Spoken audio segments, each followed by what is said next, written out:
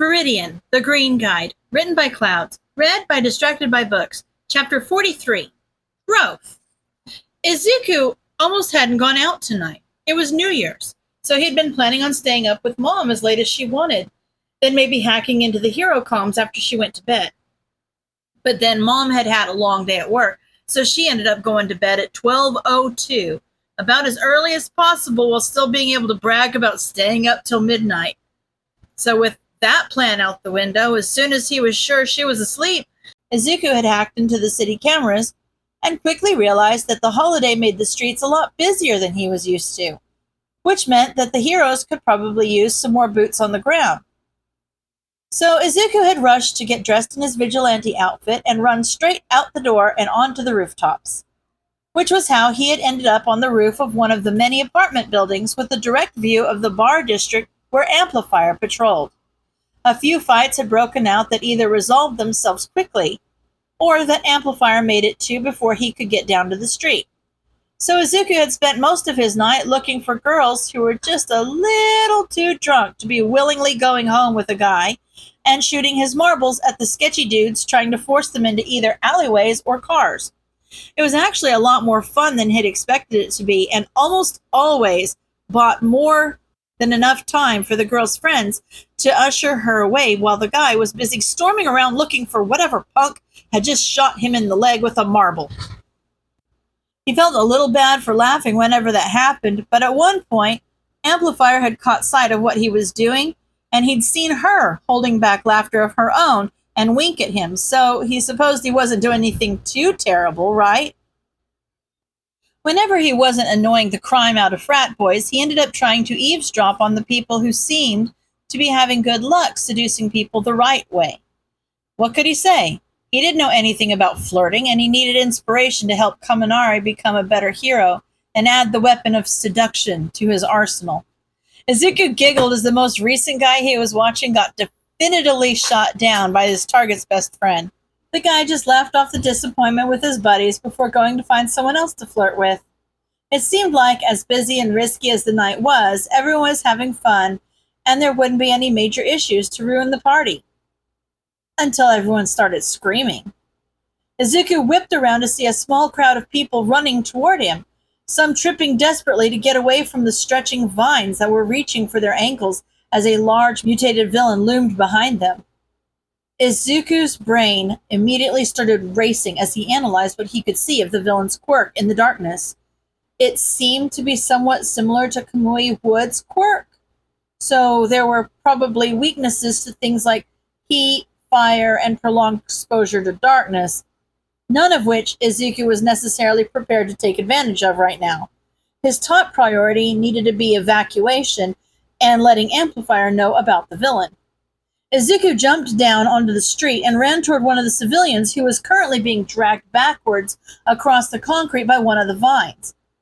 They were desperately trying to grab onto anything to stop themselves, but the villain was moving too quickly for that to do any good. His marbles probably wouldn't do any good here, not unless he could get close enough to the villain's main body to target his eyes, and his pipes were bludgeoning weapons, which weren't going to be the most effective against wood, which could easily take the blows. Izuku didn't stop to second-guess himself as he grabbed the utility knife from his belt. He didn't let himself use it that often because it just seemed way more harmful than his other weapons. But he was a vigilante. He had to do whatever it took to protect people. He put on a final burst of speed and managed to grab the civilian's hand. The villain didn't stop pulling, but Izuku dug in his feet, grabbed the vine, and started hacking through it with his knife. The civilians started running away as soon as they were free, and Izuku hissed as the vine snapped up and hit him in the face before trying to wrap around his neck. He quickly dropped and rolled away, hiding behind a car as the vine uprooted an entire mailbox and threw it across the street. Izuku felt a warm liquid on his cheek and reached to wipe it away in confusion, since he didn't think he'd started crying, then grimaced as he looked at the dark blood on his fingers. Of course, the vines had to have thorns. Happy New Year! Izuku was surprised the Amplifier hadn't shown up yet, since the villain wasn't exactly being quiet and the civilians were definitely screaming. And then he was even more surprised when he realized that some of the civilians were starting to run back towards him and the villain. He quickly climbed up the nearest fire escape to get a better viewpoint and looked around. A rose quirk. It was the only thing that made any sense. The villain had taken an entire block hostage and had used his quirk to grow a massive wall of thorns, vines, and flowers to trap all the civilians inside. The wall wasn't taller than the surrounding buildings, so it wasn't like the heroes would be able to see it from a distance unless they happened to look down the correct street and notice something odd. The thick layer of roses was probably enough to muffle the screams, too, so from outside the attack, it most likely just sounded like another rowdy party. The villain was trying to maximize damage while minimizing risk of hero interference. Izuku's eyes scanned the street quickly as he evaluated his options. He had two things to worry about: getting the civilians out and getting the heroes in. So how could he... Maybe he could use one of the buildings as a tunnel? Izuku grimaced as he realized that wouldn't work. While some of the doors on the inside of the vine wall weren't covered, the vines were quickly growing and were starting to cover entire buildings. If the villain was trying to minimize hero interference, he had probably covered all the external exits before the attack even began, which meant that the only thing he could do was contact the heroes for help, then do his best to take down the villain while they got there. He was trapped like everyone else, so he couldn't run to get them. So how could he... Izuku jumped off the roof right before the vines covered it completely, and he had to be careful to jump a ways out from the wall so he didn't catch himself on too many of the thorns on his way down. He immediately started running, forcing himself to ignore the screams as the people around him tried to escape the villain's almost infinite attacks. He was nothing but a quirkless weakling. He wouldn't be able to save them all on his own. As much as Izuku absolutely despised turning his back on people in need, he'd be an idiot not to see that their best chance was to get the heroes here as soon as possible, which meant that Izuku had to find a computer. He cursed under his breath as almost every door he passed was sealed shut by vines. It would take him far too long to cut through them all, so he just needed to find... There! Izuku sprinted toward the first door he saw that only had one or two vines covering it, and he sliced through them with his knife as quickly as he could. He ran inside immediately, leaving the door open behind him as an escape route, should he need it. He raced through a few dark hallways until bursting through the door of a large room with a loud bang that drew the attention of the entire crowd inside. Even the DJ stopped playing the deafening music with a record scratch and took off his headphones. Izuku caught his breath and started looking around desperately. I need a computer. Where can I find one? One of the bouncers came up to him, crossing his arms intimidatingly over his chest. Kid, I don't know what you think you're doing here, but this is a bar, which means you have to leave. Izuku looked at him in confusion before glancing around the room again. No windows, loud music. They didn't know about the attack. Yet. Look, you're all in danger, Izuku said desperately. I'm Viridian, I'm a vigilante, and I need... The bouncer laughed rudely. Yeah, you're a vigilante, and I'm the frickin' Easter Bunny. Get out of here, kid, before I force you to leave. Izuku didn't have time for this. He glared at the bouncer, who obviously had some sort of strength-enhancing quirk, but the thing about strength-enhancing quirks was that, with the obvious exception of All Might, that strength usually came at the expense of some speed. So when the bouncer moved to grab him, Izuku moved faster, ducking below his arm and using one of his pipes to hit the man in the crotch, which should give him some extra time to find a computer before he came after him again. Computer, computer, Izuku muttered to himself as the crowd parted for him in shock. Maybe at the point of sale? He hurried to the bar, and sure enough, there was a computer for the employees to use. It was pretty basic, but there was an internet connection, and Izuku knew he could make it work. He had to. The bouncer had apparently recovered from Izuku's blow because he was starting to advance again. Not that Izuku really had time to worry about that, since hacking the hero comms took a certain amount of concentration, even with as many times as he'd done it. Maybe he should pull out his knife again? He obviously wouldn't use it on civilians, but it might intimidate them enough to leave him alone. But more likely, it would just escalate the situation and get him beaten up before he could get the heroes, which would doom everyone trapped inside the villain's quirk. Why did everything have to be so complicated? To Izuku's pleasant surprise, some of the patrons actually came to his aid and held the bouncer back so Izuku could hack the hero network in peace. Come on, man. A huge guy with stitched green skin and horns laid a heavy hand on the bouncer's shoulder. Let the kid do his thing. We're all curious about what he's doing here. Yeah! A woman with high pigtails popped her bubblegum loudly. This is great free entertainment, right? You'd realize this probably only sounds like a good idea because we're all drunk, right? Their friend, a young man with tentacles for hair that gave Izuku an odd sense of deja vu, laughed. But hey, Akiko's right. It makes the night more interesting. Izuku honestly didn't care why they left him alone, just so long as he had enough time to contact the heroes. Almost there. Amplifier, can you hear me? Yeah, Viridian, loud and clear. Amplifier sounded confused, and the crowd erupted into whispers. Hey, I thought you were out on the streets tonight, not virtual. Where are you? Are there other people there with you? I'm at a bar, Izuku blazed on, even though Amplifier tried to interrupt him. No, I'm not drinking. Don't worry about that. There's an attack. Wait a minute. Let me get the others on the call real quick. We're going to need everyone we can get. Now that he was in the system, it didn't take any time at all to add the other heroes Izuku knew were in the area to the call. Okay, Eraser, Rocklock, Death Arms? Viridian? Eraser sounded concerned. You never call this many of us. What's going on? Who is Viridian? Death Arms normally wasn't active this late. He'd just taken an extra shift for New Year's, so Izuku hadn't ever had to call him before. Izuku heard a crash in the distance and figured that the villain was probably on his way. No time to explain, but you need to get here right now. Izuku turned to the bouncer. What's this place called? The bouncer simply glared, so the girl with pigtails answered, Club Ecstasy! Club Ecstasy, Izuku said quickly. The villains blocked off the entire block and oh crap! The crowd erupted into screams as a tangle of sharp vines emerged from the door, quickly followed by the villain himself.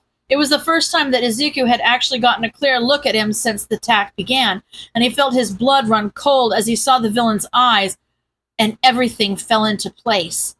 The villain's eyes held nothing but cold, crazed rage. You need to hurry, Izuku yelled, already grabbing his slingshot and a handful of marbles. It's a berserker! Izuku hadn't even stopped speaking when he let loose a barrage of marbles at the berserker's face. The villain screamed in rage, and Izuku ran forward with his pipes, ducking beneath the vines as best he could, and body slamming into the villain full force, knocking him off balance slightly. The villain reached for Izuku with one of his vines, but the vines seemed to be part of his body, which meant that he probably couldn't easily detach them. So Izuku grabbed the vine and wrapped it around his arm before throwing himself to the floor and pulling the villain down with him. Izuku didn't waste any time climbing on top of the villain and holding him down as best he could, which honestly wasn't very well. He grabbed his knife and tossed it across the floor to the bouncer. Hurry and get everyone out of here. Use the entrances on the south, not the north. They'll be blocked by vines. But if you chop through them, there shouldn't be any more in that direction. The bouncer nodded resolutely and ran away, followed by a large crowd of now panicking civilians. Those who didn't immediately run away pressed themselves against the walls to get as far away from the fight as they could, as the villain finally managed to throw Izuku off of him. To his surprise, the berserker didn't immediately come at him again. Nor did he go after the bouncer, which had been Izuku's next concern. Instead, he seemed to be arguing with himself. I'm sick of following your stupid orders, he screamed. I just want to destroy stuff.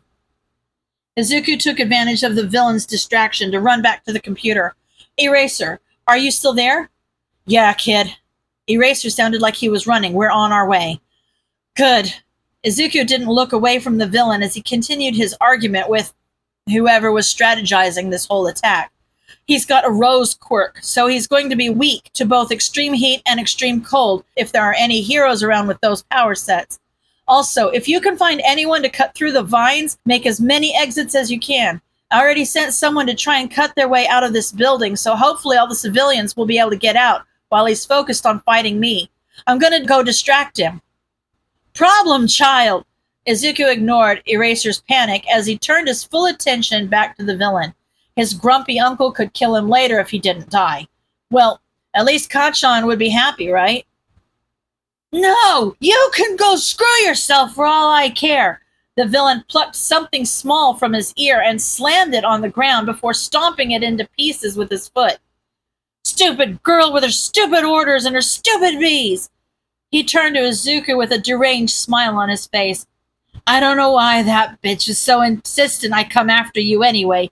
You're just a pipsqueak. Choking the life out of you won't even be satisfying. Izuku gulped and shifted into a battle stance. He could see the people along the wall slowly filtering out, which meant that the bouncer had managed to clear an exit. Now Izuku just needed to distract the villain and get him as far away from that path as possible. Well, I mean, I've been told I can be pretty annoying, Izuku said with fake confidence, so maybe you just need to get to know me a little more. The villain's face twisted in rage, and he lunged at Izuku, who barely managed to dodge in time. As it was, the berserker rammed into the bar with full force, shattering most of the alcohol bottles displayed behind the counter.